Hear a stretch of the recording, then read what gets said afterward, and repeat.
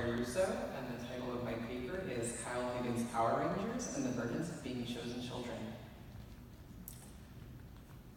Society's concept of children and childhood innocence stems from the Romantic theorist Jean-Jacques Rousseau.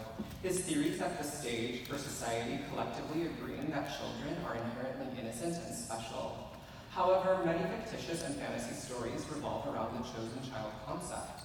A chosen child is an ordinary child or teenager that is given superpowers and a specific mission. These children are forced to sacrifice their childhood innocence while risking their lives to save the world. These children are selected by personality traits and talents they have. The chosen child is not given an option to decline their selection. These children are forced to mature at an exponential rate as well as living with a dual identity. Their powers and missions are often hidden from their parents and non-team members. The chosen child concept is explicitly shown in the Mighty Morphin Power Rangers comic series written by Kyle Higgins. While the entire Power Rangers team embodies the positive themes of chosen children, there is a darker side to this coin that Higgins reckons with. Issues of PTSD and anxiety are at the forefront for the Green Ranger Tommy, the Blue Ranger Billy, and the Red Ranger Jason. Focusing on Tommy first, he is haunted by the hallucinations of Rita Repulsa. Rita taunts Tommy and hyper-focuses on his insecurities. These insecurities are being a new addition to the Power Rangers, being a former enemy, and not feeling in control of his actions due to his previous brainwashing. On page 7 of volume 1, a hallucination of Rita is shown attacking Tommy's insecurities by interjecting into his conversation with Jason. In response to Tommy saying he is good, Rita responds with, "Oh Tommy, if only you were." And now the Red Ranger is getting suspicious. Uh-oh. The Rita hallucinations interfere with Tommy in his civilian space. He cannot re-enter his high school life with any sense of feeling like a normal teenager. There is trauma just below the surface, and he is unable to access civilian mental health services due to his dual identity as a Power Ranger. Additionally, Tommy feels that he cannot confide in the Power Ranger team out of fear that they will reject him. As Tommy continues to hide his PTSD, the symptoms become worse. His Dragon Zord stops responding to him, and his hallucinations of Rita become more invasive. The audience is then shown a scene at the high school cafeteria. Anyone who has ever attended high school understands the social dynamics of the average teenager in the cafeteria. This is what links Tommy back to the average American teenager. He now has to find his place in the social hierarchy of high school while suppressing the side effects of his PTSD. On page 29 of chapter 1, a hallucination of Rita once again attacks Tommy's insecurities.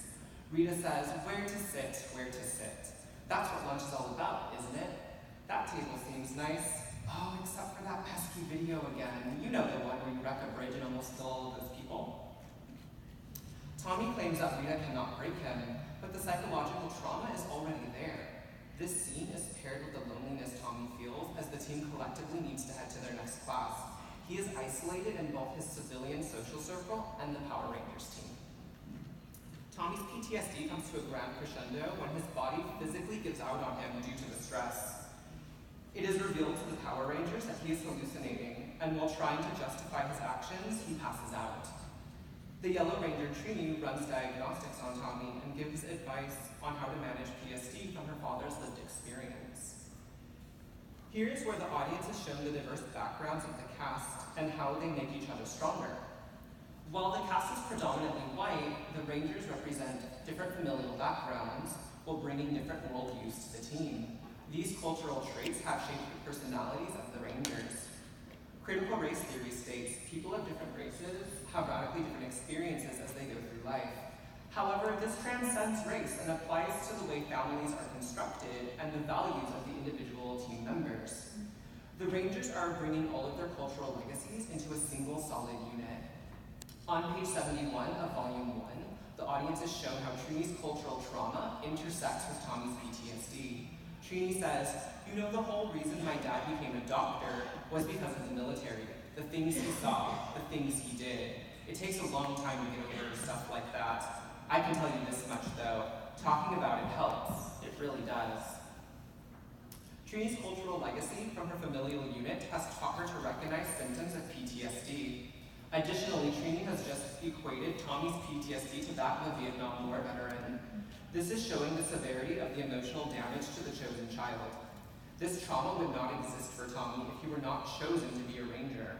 Tommy's childhood innocence is gone, and the only options Tommy has are to move forward as a chosen child or to try to process his PTSD in isolation. Going back to Russo's theory of childhood innocence, Tommy serves as a lesson and example for a specific target audience of children. Tommy is being raised by a single mother, he is an only child, and he is the new kid in school. Tommy's fictional character is meant to show the real world new kids that they too can make friends and overcome their insecurities.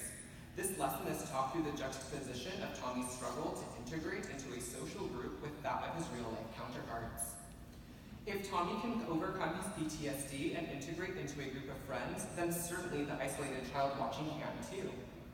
The distortion of a commonly lived social experience through the lens of the chosen child allows the real-life counterpart to have hope and feel like things really aren't that bad in comparison. Of the chosen children in the Mighty Morphin Power Rangers, Billy is a standout when it comes to anxiety. Like Tommy, he is used to teach a lesson to his real-world counterparts. Billy is by far the most anxious of the Power Rangers. He is the nerdy kid that theoretically would not have become friends with the Rangers if they were not chosen together. This differs greatly from Tommy, as Billy is a founding member. He doesn't excel in combat, he prefers to use his brain when he has to fight, and he tries not to stand out. As a result, Billy is afraid to fight. He is so anxious that he morphs daily before school. This is shown on page 33 of volume 3. There is no dialogue, only a sigh, as Billy looks at himself in the mirror because he is ashamed of his anxiety. Billy's PTSD and anxiety manifest differently than Tommy's. This is partly due to cultural legacy and partially due to Billy's anxiety being marketed towards a different audience. He represents the shy, anxious child that would rather be reading a book than playing sports. Billy is surrounded by athletic superstars within his own social group. Jason, Tommy, and the Black Ranger Zach all excel in martial arts, and the Pink Ranger Kimberly is a nationally ranked gymnast. This leaves Billy feeling like he doesn't quite fit in with the majority of the group, and makes him question if the Rangers would have actually become his friends if they had not been chosen together. Billy's anxiety about combat is further shown on page 35, when he hears a siren. Billy says, "What the?" Which Trini responds with, hey, relax, Billy. It's nothing, it's just a siren, it's nothing. This scene becomes the funhouse mirror distorting the real-life experience of anxious boys that don't fit into traditional masculine roles. This validation means that when young boys see Billy, they feel a sense of being able to overcome their anxiety in a similar way.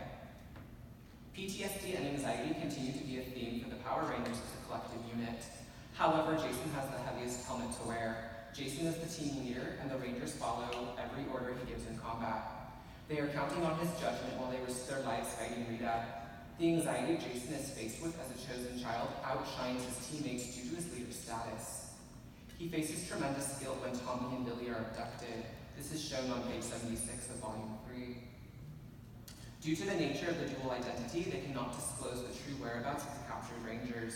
Billy's mom says, "If you know anything, if you hear anything about where they could be, we just want our babies back." The Rangers all want to say something, but Jason is signaling the team to remain silent. While the team feels guilty, none of them feel it as intensely as Jason. Jason internalizes his mistakes as a leader and blames himself for the abduction of Billy and Tommy. This is not the only instance where Jason feels the need to shoulder all of the Power Rangers' responsibilities alone. On page 22 in volume 5, Jason has worked himself to exhaustion. Zordon has gone missing, and Jason once again places all of the responsibilities on himself. Zach says, "You sleeping here now? Dude, you gotta let up. I'm serious, man. Breaks are good for you. Otherwise, you're just gonna burn out." Jason is willing to push himself to his absolute mental and physical limit due to being the team leader. Jason's real-life counterpart is the child with responsibilities.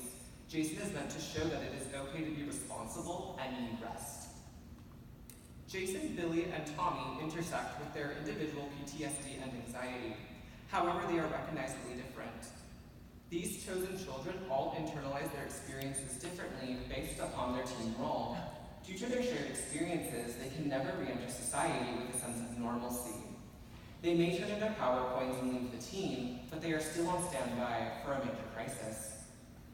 The chosen child cannot truly leave this position. This means that chosen children can never re-enter mundane society because their job as a hero is never truly finished. In the end, society must sacrifice the innocence of the fictional chosen child to serve as a lesson to preserve the innocence for their real-life counterparts. This concludes my presentation, and thank you for listening.